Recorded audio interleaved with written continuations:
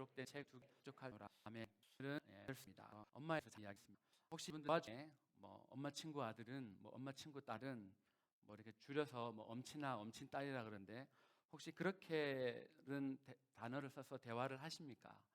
우리 자녀들한테 물어보면 저희들은 사실 미국에 사는 저희들은 그렇게 많이 쓰지 않는 것 같은데 뭐 드라마를 보면 가끔씩 볼 수 있는데 뭐 친구들을 예쁘고 뭐 부모가 원하는 대학도 가고 운동도 잘하고 직장도 좋고 뭐 이렇게 부모가 원하는 것들을 다 이렇게 이야기하는 것처럼 사람 보입니다. 근데 요즘 애들은 하도 이렇게 똑똑해서 엄마 친구 아들이 잘생긴 것은 아빠가 잘생겨서 그렇고 엄마 친구 아들이 공부를 잘하는 것은 엄마 아빠가 공부를 잘해서 그렇고 엄마 친구 아들이 좋은 직장 들어간 것은 엄마 아빠가 빼기 좋아서 그렇고 이렇게 질 줄을 모른다고 이야기합니다. 사실 부도하고 엄격도 여러 조건 갖고 있는 그런 사람이 엄마에는 왜 그래 많은지 모르겠어요. 뭐 아빠 친구 아들은 그런 말은 보통 저희들 들어보지 못했습니다.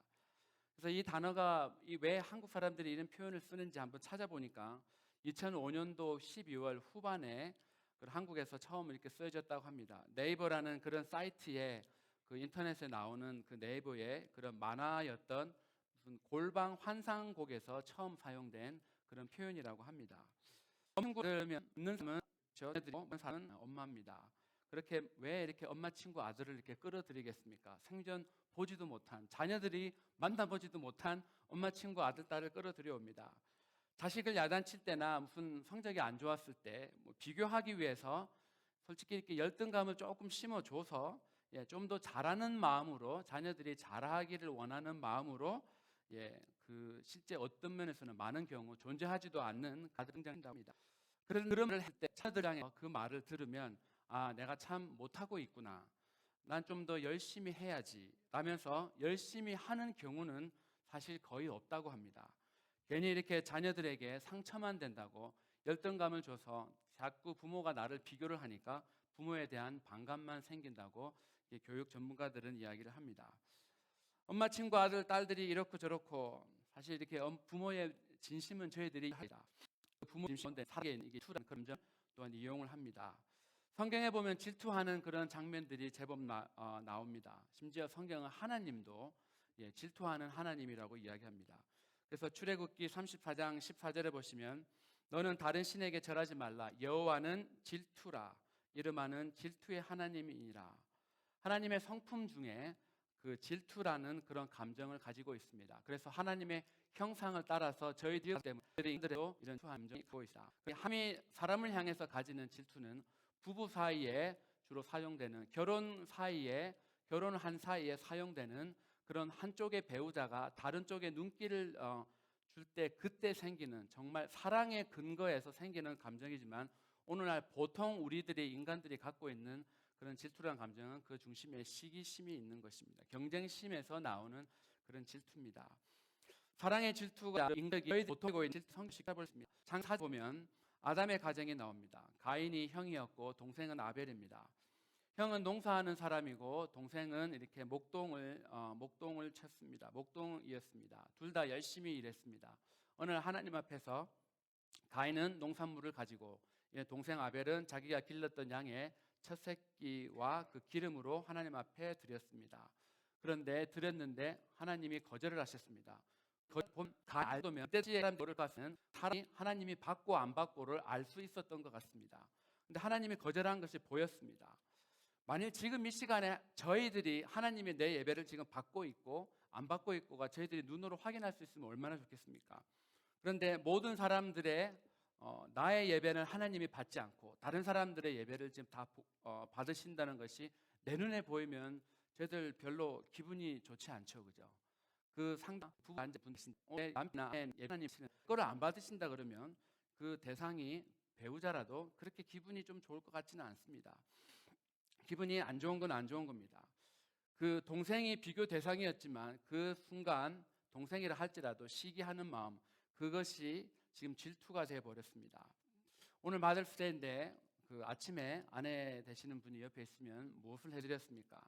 오늘 같은 날 옆집 누구누구 집사님은 뭐 하고 갔는데 하시는 분 중에 있을 때 아무도 준비를 안 했다고 그렇게 했을 때 뭐 나는 이렇게 원래 이런 사람이니까 하고 넘어갔는데 그 엄마들이 배우자가 대꾸를 안 하면 그냥 이렇게 넘어갑니다. 그죠? 그냥 포기를 하고 넘어갔습니다.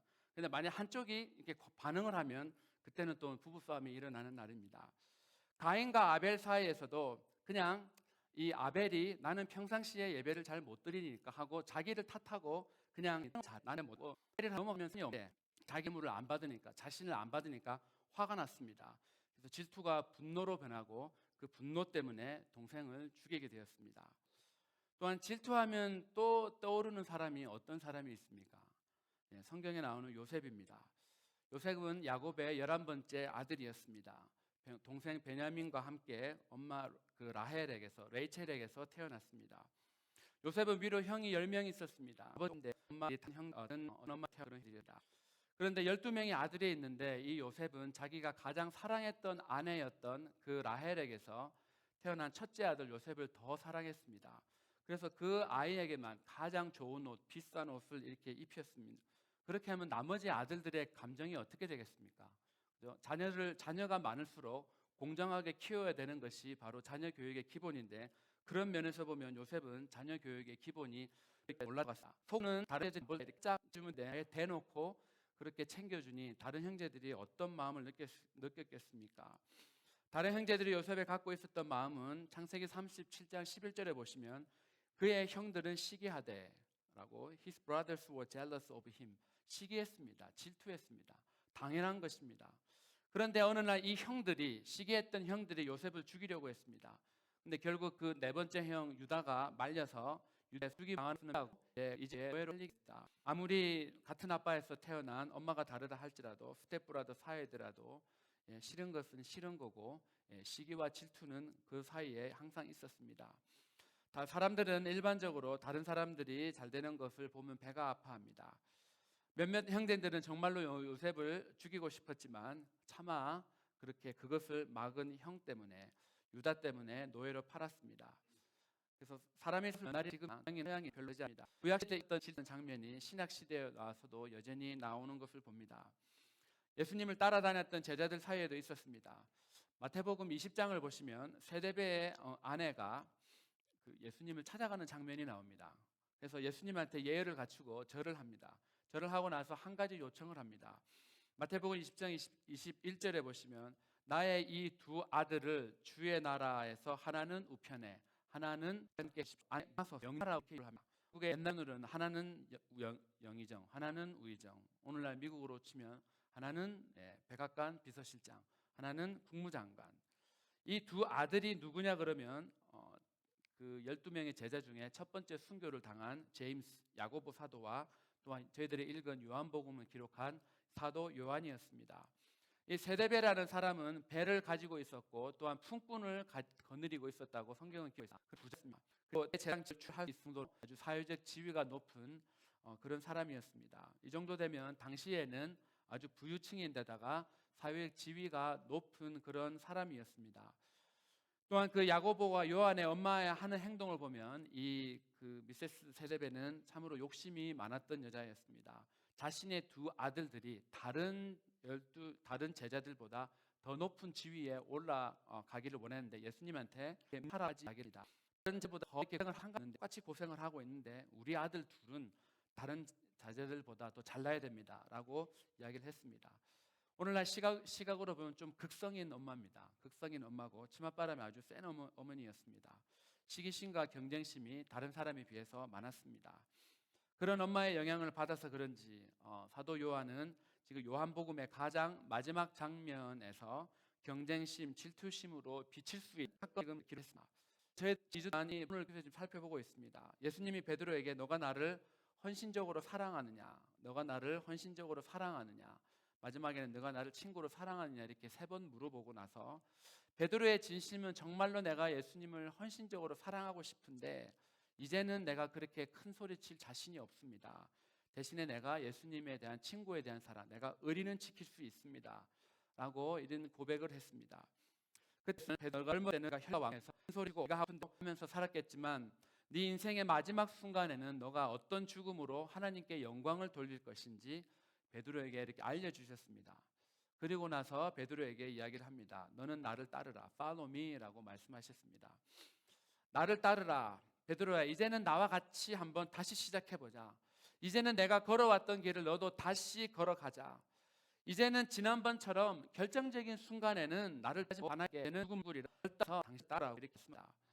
이 장면을 보면 그 예수님께서 베드로를 처음 부르시던 그런 장면과 이렇게 오버랩이 됩니다. 마태복음 4장 19절에서 20절에 나를 따라오라, 내가 너희를 사람을 낚는 어부가 되게 하리라 하시니 그들이 곧 그물을 버려두고 예수를 좇으니라. 베드로에게 나를 따라오라 하던 그 사건이 벌써 3년 전에 있었던 그 사건을 다시 생각나게 하자. 베드로가 예수님이 따라오라는 그의 배방은 즉시 그물을 버리고 떠났습니다. 그때처럼 베드로야, 다시 한번 그때같이 순수한 마음으로 뜨거운 마음으로 나를 따라오라라고 이렇게 지금 베드로에게 도전을 하십니다. 그런데 보니까 자기 마음속에 그런 결심을 아마 했겠죠. 근데 보니까 지금 주위에 보니까 사도 요한이 보였습니다. 이 요한과 베드로는 12명 중에 12명의 제자들 중에서도 이 사도 요한하고 베드로입니다. 복음에 보면 베드로님이 아파했을 때 예수님이 신방을 가는 그런 장면이 나옵니다. 신방을 갈 때 혼자 안 가시고 야고보와 요한을 같이 데리고 갔습니다. 또한 이 변화산에서 예수님의 모습이 이렇게 막 변했습니다. transfiguration 그렇게 막 변했습니다. 그때 예수님이 12명 중에 딱 3명을 데리고 가셨는데 그것이 바로 베드로와 야고보와 요한이었습니다. 그뿐만 아닙니다. 또 예수님께서 바로 날에 감사의 기도를 올라가십니다. 기도를 하러 올라가시는 그 전날 밤에 데리고 간 사람이 있었습니다. 만약에 우리들 같으면, 저희들 같으면 내일이 내가 죽는 날이라는 것을 내가 안다고 할 때, 내일이 나의 인생의 마지막 날이라고 할 때, 내가 마지막으로 교회 가서 기도를 한번 딱 하고 이제 죽어야 되겠다라고 결심을 한다면 여러분들은 누구를 데리고 가겠습니까? 일주일에 한 번 보는 사람이겠습니까? 아니면 내가 나장 알아갈 사람을 가요. 예수님에게도 마찬가지였습니다. 이 겟세마네 동산에 마지막 날 밤에 기도를 할 때 3명을 데리고 가셨는데 베드로, 야고보, 요한이었습니다. 그래서 이 베드로와 요한은 항상 예수님이 뭐를 하실 때 같이 있었던, 예수님 입장에서 볼 때는 가장 믿을 수 있는 그런 사람이었고 예수님의 최측근이었고 예수님의 오른팔과 같은 그런 존재였습니다. 그래서 베드로와 요한은 항상 같이 움직입니다. 예수님 자신은 나팔이고 나를 빌다 말씀해 주셨는데 딱 보니까 옆에 보니까 요한이 있는 겁니다. 그 요한을 보자마자 예수님이 베드로에게 질문을 합니다. 쟤는 어떻게 되겠습니까? 쟤는 어떻게 죽겠습니까? 뭐 그런 질문을 했겠죠. 나는 이렇게 죽는 거를 알겠는데 나랑 가장 가까이 지냈던 저 요한을 보니 참으로 궁금했습니다. 저 요한도 나처럼 죽겠나? 아니면 쟤는 집안이 좋아서 나랑은 좀 다르지 않겠나? 뭐 이런저런 생각하고 예수님밖에 몰라. 내가 올까 그를 깨고 지라도 그것이 네하고 무슨 상관이 있냐라고 지금 이렇게 이야기합니다. 너하고는 상관없는 일이야. 걔가 얼마나 오래 살지, 걔가 어떤 죽음을 죽을지 너하고는 상관없는 일이니까 신경 끄라고 이렇게 이야기를 합니다. 자녀들이 중학교나 고등학교 다니면 이제 오케스트라에 가입을 하는 경우가 많이 있습니다. 한 가지씩 악기를 이렇게 연주하면서 이렇게 그 학교 오케스트라의 일원이 됩니다. 연주하는 학생이 트럼펫을 연주생을 별하면 너 그거밖에 못합니까? 당신 그 트럼펫 몇 년 배웠습니까? 실력이 그거밖에 안 됩니까? 그렇게 파트가 다른 그런 사람에게 이런 말을 할 수가 있습니까? 할 수 있겠죠. 근데 했다 그럴 때 그 트럼펫 연주가가 그건 네 소관이 아니라고, 당신 일이나 잘하세요, 너는 바이올린이나 잘하세요 라고 할 것입니다. 다른 사람에게, 다른 파트를 갖고 있는 사람에게 이래라 저래라 할 수 있는 사람은 각자 파트가 통위한 그 오스트라리아 책입니다. 사도는 우리의 몸으로 이해를 설명을 합니다. 그래서 고린도전서 12장에 보면 몸은 하나인데 많은 지체가 있다고 이렇게 이야기를 했습니다. 그래서 사도 바울은 만약에 발이 손에게 너는 걸어 다니지 못하니까 쓸모가 없구나라고 말을 할 수도 없고 말할 수 있으니까 쓸모가 없다고 했답니다. 각 우리의 지체, 우리 같으면 되는 겁니다. 오늘날 저희들은 이 시대를 살아가는 저희들 다른 일에 합니다. 다른 사람 일에 예도닥심이 됐냐면 저희 다니는 스마트폰 때문입니다. 인터넷이 발달이 되고 테크놀로지가 발달되기 때문에 지금 한국에서 무슨 일이 일어나고 있는지 지금 이 시간 전화기를 꺼내서 뭐 이렇게 어느 사이트에 들어가기만 하면 실시간으로 한국의 뉴스를 들을 수 있습니다. 또 한국에 있는 사람들도 지금 미국에서 무슨 일이 일어나고 있는지, 트럼프가 무슨 말을 하는지, 어떤 그런 이상한 말을 하는지 금방 알 수가 있습니다. 또한 페이스북도 그런 소셜미디어가 발달되자 하는 일로 심의하는 다른 사람의 일에 참으로 관심을 많이 가지게 됩니다. 누구 보니까 오늘 뭐 마더스데이라고 오늘 어느 식당에 갔네. 이거 비싼 식당인데 뭐 먹었네. 또 뭐 어디 뭐 휴가를 어디로 갔네. 뭐 저러면서 나의 일보다는 내 거는 별로 사진도 안 올리면서, 그렇죠? 저희들 우리 거는 사진도 안 올리면서 다른 사람 거는 참 많이 이렇게 쳐다보고 둘러보고, 얘들을 이렇게 하고 있구나, 이렇게 하고 있구나, 관심을 참 많이 가집니다. 베드로도 마찬가지였습니다. 자기와 승리를 가지고 있던 저그 윤이 어떻게 인생의 마지막이 어떻게 될지 참으로 궁금했습니다. 그런 베드로의 마음을 예수님을 알고도 모른 척 하셨는지 예수님은 베드로가 원하는 그 답을 주시지 않았습니다. 요한이 어떻게 될지 그렇게 궁금하냐? 그런데 예수님이 내가 그 요한을 내가 다시 올 때까지 아주 오랫동안 살게 해줬다고 치자. 그런데 그 요한이 오랫동안 사는 거하고 너하고 무슨 상관이 있냐? 이렇게 말씀하셨다. 제가 살고 있는 이 시대에 예수님 교회 방문하면 한 사람 이제 신방을 합니다.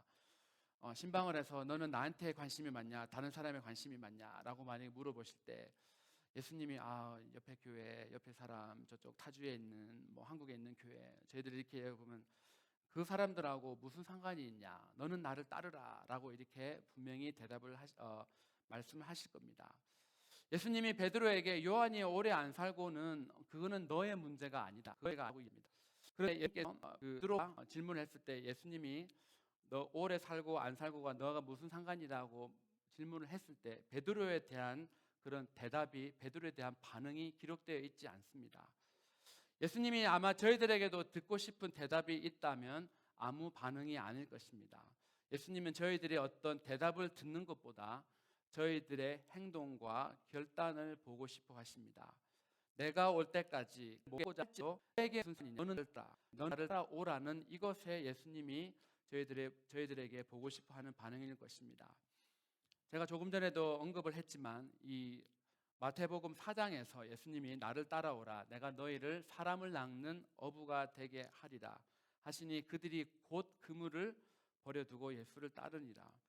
예수님이 베드로에게 첫 번째 나를 따라오라라고 처음 그런 말을 했을 때 베드로는 아무 반응이 하지 않습니다. 다른 사람이 따라가는데 나 지나가는 거 가겠습니까?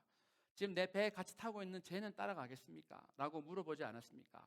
따라오라 그러니까 너무나 단순하게 곧 그물을 버려두고 즉시 반응을 하고 떠났습니다. 결단했습니다. 베드로가 그런 결단을 하고 난 바로 그 다음 구절을 보면 요한도 곧 배와 아버지를 버려두고 예수를 따랐다라는 그런 말씀이 있습니다. 베드로와 마찬가지로 예수님이 돌아올 때 말 않고 또는 뭐 사람에게 다른 사람을 비교하지 않았습니다. 요한복음을 기록한 사도 요한은 자기를 부르시고 또한 베드로를 부르셨던 그때의 그 순간 3년 전에 그런 반응을 분명히 기억하고 있는 사람이었습니다. 베드로가 예수님을 따라다니기로 결단을 할 때는 즉시 반응을 했는데 죽음에 대해서, 지금 인생의 끝날에 대해서 그때 따라오르니까 베드로 주어져 있던 다른 사람과 비교하는 마음이 드러나게 되었습니다. 그것을 요한은 놓치지 않고 그 장면을 기록을 했습니다. 그 베드로가 갖고 있던 그 안에 다른 사람과 비교하는 마음, 그 상황을 성령님은 놓치지 않고 요한에게 감동을 주셨고 또한 그 감동이 성경으로 기록이 되었습니다. 예수님이 2000여 년 전에 베드로에게만 하셨던 말씀과 도전이 아니라 지금 우리에게 시대가 저분으로 주시는 도전이다. 요금 읽어본 하나님의 백성들에게 주시는 그런 말씀입니다. 예수님은 저희들을 처음 만나 주셨을 때 그때의 순수한 마음으로 돌아가는 것을 결단을 요구를 하십니다. 다른 사람의 일은 그것은 네가 알 바가 아니다. 옆에 있는 사람은 신경을 꺼라. 내가 그 사람들을 네 옆에 둔데 어떻게 한들 너하고 무슨 상관이냐 라고 예수님께서 베드로에게 말씀하셨습니다. 너는 나를 처음에 즉시 결혼해 그때 마음 가지고 나에게 따라오라고 이야기하십니다. 그럼 그때 마음이 어떤 마음이었을까요? 누가복음 5장에 보면 다음과 같이 기록합니다. 5장 8절에 보면 예수의 무릎 아래 엎드려 가로되 주여 나를 떠나소서 나는 죄인이로소이다. 베드로가 예수님을 처음 따라가기로 결정했던 그 마음은 자기가 죄인인 것이 보여졌기 때문입니다. 베드로처럼 예수님을 이렇게 따라다녔으며 베드로는 3장 지역에 있었습니다. 철로는 생애에 기록할 수 없을 정도로 어마어마하게 많은 그런 사건들을 예수님과 다니면서 그는 경험을 했습니다. 경험을 했는데 그때의 그 예수님과 함께 살다 보니까 지금 그 3년 전에 그 자기의 그 첫 번째 그 마음, 그때의 마음은 점점 희미해집니다. 내가 해야 되는 그런 본분, 내가 지금 뭘 해야 되는 거기에만 지금 관심이 더 있습니다. 그리고 나의 일도 그렇지만 지금 다른 사람이 어떻게 되는지 그 두 가지를 저희도 경험합니다. 그런데 주님이 저희들에게 요구하시는 말씀이 있습니다. 너는 나를 따르라. 나는 죄인입니다라고 고백하던 그 순간에 그 첫 번째 네가 나를 정말 사랑한다고 그래 고백하고 다른 거 생각하지 아니하고 나의 죄인된 모습이 보여지고 그때 이제 주님을 내가 따라가겠습니다. 예수를 믿고 살겠습니다. 그 순간의 마음을 가지고 지금 다시 한번 나를 따르라고 이야기를 저희들에게 하고 계십니다. 주님은 원하는 것이 내 모습을 원합니다. 그 예수님께서 저희들을 그를 부르시는 그런 소리가 있습니다. 예수님께서 저와 여러분에게 주시는 말씀이 있습니다. 너는 나를 따르라. 그 주님께서 저희들을 부르시는 그 부르심의 그런 소리에 우리의 마음의 귀가 열리고 그 말씀이 우리의 영에 들려져서 결단하며 살아가는 우리 모두가 되기를 축원합니다. 이 시간 같이 한번 기도하겠습니다.